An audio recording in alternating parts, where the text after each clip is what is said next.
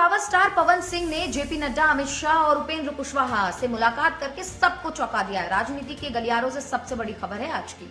मुलाकात के बाद से उपेंद्र कुशवाहा तो उन्होंने पैर छुए, गले मिले, यानी कि जो सबसे बड़ा बाधा कहा जाता था कि पवन सिंह बीजेपी में वापसी कर पाएंगे, यानी बहुत बड़ी बात है, उसको लेकर अब चर्चाएं तेज हो गई हैं और ये कहा जा रहा है कि अब बिहार विधानसभा चुनाव में पवन सिंह की एंट्री हो सकती है।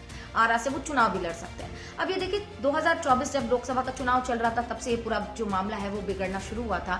लोकसभा के आसनसोल सीट से पवन सिंह को चुनावी टिकट मिला था, लेकिन उन्होंने वहां से इनकार कर दिया। जाहिर सी बात है, क्योंकि बंगालियों को लेकर उन्होंने कई विवादित गाने बनाए थे। उसके बाद उनसे टिकट वापस ले लिया गया। उसके बाद वो कराकट से चुनाव लड़ने के लिए उन्होंने पूरी बिसात बिछानी शुरू कर दी थी। लेकिन जब टिकट का ऐलान हुआ, तब पता चला कि उपेंद्र कुशवाहा, जो कि आरएलएम के अध्यक्ष हैं, उनको टिकट दिया जाएगा। लेकिन काराकट से पवन सिंह ने निर्दलीय चुनाव लड़े। क्या हुआ? उपेंद्र कुशवाहा हार गए। तब से वो गुस्सा थे और उन्होंने खुले मन से इस बात का जिक्र भी किया था कि उनकी वजह से मैं चुनाव हारा। उसके बाद से कहीं ना कहीं ये था कि पता नहीं आगे क्या होगा, क्योंकि निर्दलीय चुनाव पवन सिंह लड़ रहे थे।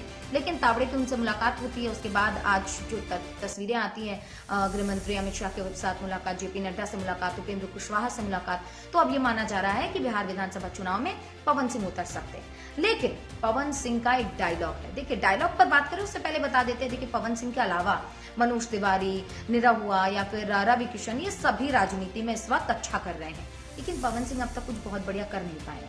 लेकिन बिहार विधानसभा चुनाव में अगर वो उतरते हैं तो ये उनका एक बहुत बड़ा टेस्ट होगा कि क्या जनता उनको अपने बीच देखना चाहती है एक राजनेता के तौर पर, या फिर सिर्फ एक अभिनेता ही उनको काफी है।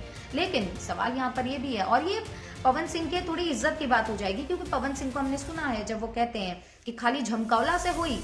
अब तो पता चलेगा कि क्या सिर्फ वो झमकाते थे या फिर सच में राजनीति में उनकी अपनी एक पहचान, उनकी अपनी एक लोकप्रियता है। चुनाव का इंतजार करना होगा। लेकिन बिहार चुनाव का ये जो पूरा माहौल है, ये जो पूरा वो है बिहार चुनाव है, बिल्कुल हाई वोल्टेज होने वाला है, बहुत दिलचस्प होने वाला है, क्योंकि प्रशांत किशोर को बिल्कुल भी मत भूलिएगा। जब भी चुनाव होगा, बिहार का जिक्र होगा, प्रशांत किशोर एक बहुत अहम भूमिका निभाएंगे। हालांकि चुनाव के डेट्स जल्दी आने वाले हैं। क्या कुछ होने वाला है आगे, उसके लिए तुरंत फॉलो कर लीजिए।